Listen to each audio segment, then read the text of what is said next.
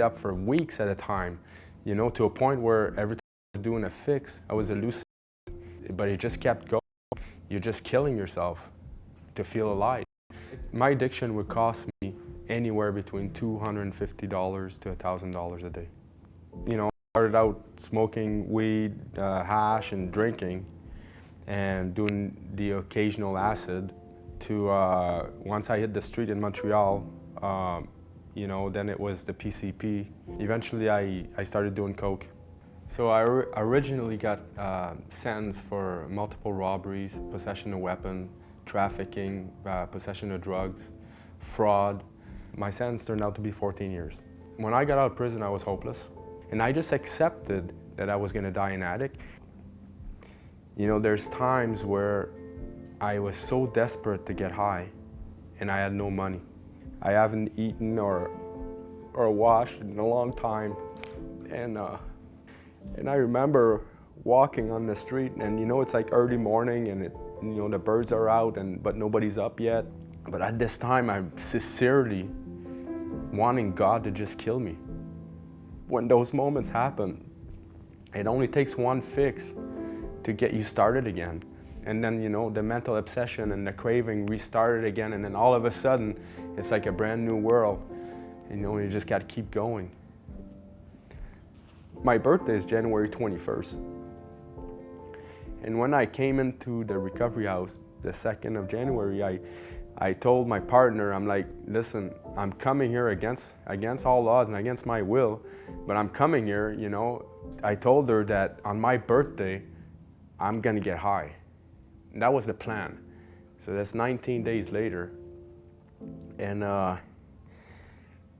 but as I'm working the program of recovery, you know, as my birthday got nearer and nearer, I started saying, well, you know what? Maybe I don't need to get high this week. You know, let's push it off next week. And you know, and I did that a couple of weeks.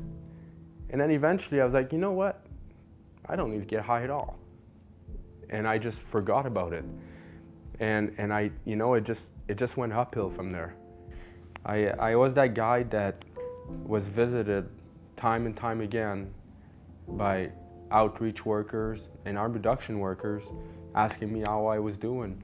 You know, if it wasn't for those workers that came and visited me in the deep trenches of where I was at the moment, I might not have made it. I got no choice but to want to give it back to someone. I want to recognize my teachers and all the staff of Stanberg. You guys went out of your way to make sure I would succeed, and I wouldn't be here without you. My classmates, I want to thank all of you. Everyone in the cohort helped me in different ways and offered assistance when I needed it. You guys are like family, and I wouldn't be here without you. Thank you. You know, I love my job. And I love the people I work with. And I try to keep them safe so that they can stay alive. It's important for me to know that they're doing all right. Life for me today is awesome. You know, I'm getting married soon. All the girls I met in the past, they were all like into drugs or hooking or, you know, some other type of, you know, gang-related activities. When I met this girl, it was different because she didn't need me. And it just grew from that. Like, she's independent, I'm independent as well. And it just blossomed from that.